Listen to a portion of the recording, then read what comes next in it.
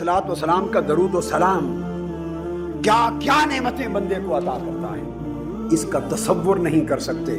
چند ان خوابوں کو ذکر کروں جو حضور کے درود و سلام کی برکت میں جن کو ائمہ حدیث نے روایت کیا ہے۔ یہ بات سن لیں، بعض لوگ یہ بات کہہ کے رد کر دیتے ہیں کہ یہ خوابوں کی بات ہے، نادان آپ کو کیا خبر۔ یاد رکھ لیں، خواب کا مطلقاً انکار کرنا کفر ہے۔ قرآن نے خواب بیان کیے ہیں، یوسف علیہ السلام کا خواب بیان کیا ہے، مصر میں قیدیوں کے خواب بیان کیے ہیں، یوسف علیہ السلام کو خوابوں کی تعبیر کا علم عطا کیا ہے۔ خواب کو مطلقاً انکار کر دینا بندہ کافر ہو جاتا ہے۔ آقا علیہ السلام کی بعثت کا آغاز خوابوں سے ہوا۔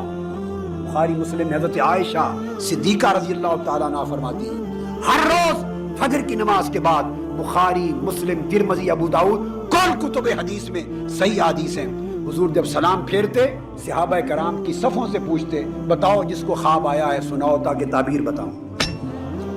خواب بیان کرنا حضور کی سنت، صحابہ کی سنت، اور خوابوں کی تعبیر اللہ نے عطا کی۔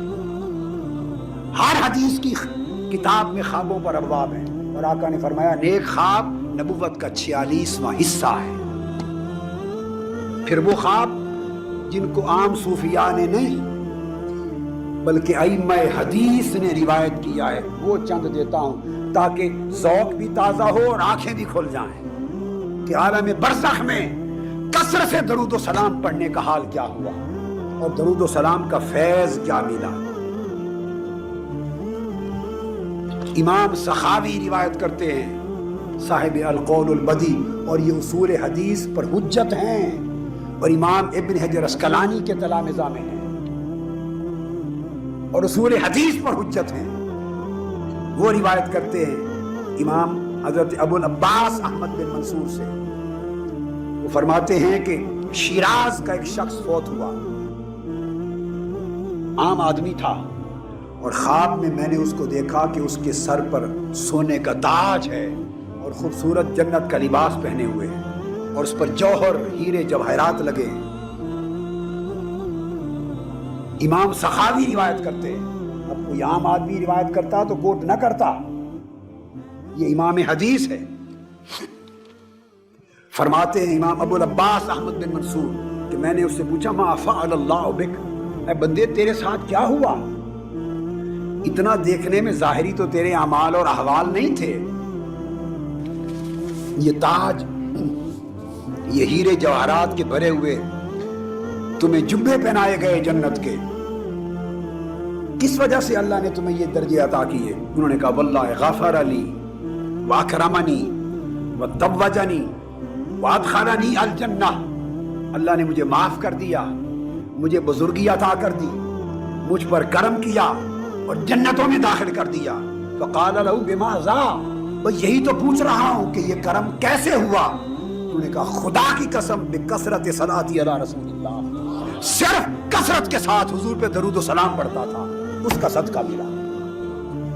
امام نمیری نے اس کو روایت کیا القربہ میں، امام ابن بشکوال نے روایت کیا اس کو القربہ میں، اور اکابر ائمہ نے الصلہ کے اندر روایت کیا اس کو، اور پھر اس کے بعد امام سخاوی نے ہی روایت کیا کہ ایک شخص تھے جن کو مستح کا لقب دیا جاتا تھا، مرنے کے بعد ان کو اعلیٰ حال میں دیکھا، اور میں نے پوچھا ما فعل اللہ بک، اللہ نے آپ کے ساتھ کیا معاملہ کیا؟ انہوں نے کہا معاف کر دیا، جنت میں درجے عطا کیے۔ ان سے پوچھا گیا کہ کس وجہ سے؟ وہ حدیث لکھتے تھے، محدثین کی مجلس میں بیٹھتے اور حدیث، محدثین کی کتابوں کی حدیث لکھتے تھے، ائمہ حدیث کی جو کتب تھی نا، خطاط تھے، کیا حدیث لکھتے تھے۔ پوچھا یہ کیا وجہ بنی؟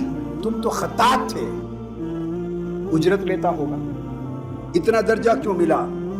اس نے کہا قال استملیت علی بعض المحدثین حدیثا مسندا، صرف یہ ہوا کہ محدثین اپنی کتابیں لکھنے کے لیے مجھے حدیث لکھاتے تھے، املا دیتے تھے، میں ان کی حدیث کی املا لیتا، لکھتا، اور جب حضور کا نام آتا فصلی الشیخ علی النبی صلی اللہ علیہ وآلہ وسلم فصلیت انا معہ، تو محدث جب حدیث لکھا کر حضور کا نام آتا تو حضور پر درود و سلام پڑھتے تھے، اور سن کر میں بھی درود و سلام پڑھتا تھا، اور جب میں حضور پہ درود و سلام پڑھتا تو اتنا عمل تھا، ورفعت صوتی بالصلاۃ علی النبی، حضور پر درود و سلام کے وقت اپنی آواز بلند کر دیتا تھا۔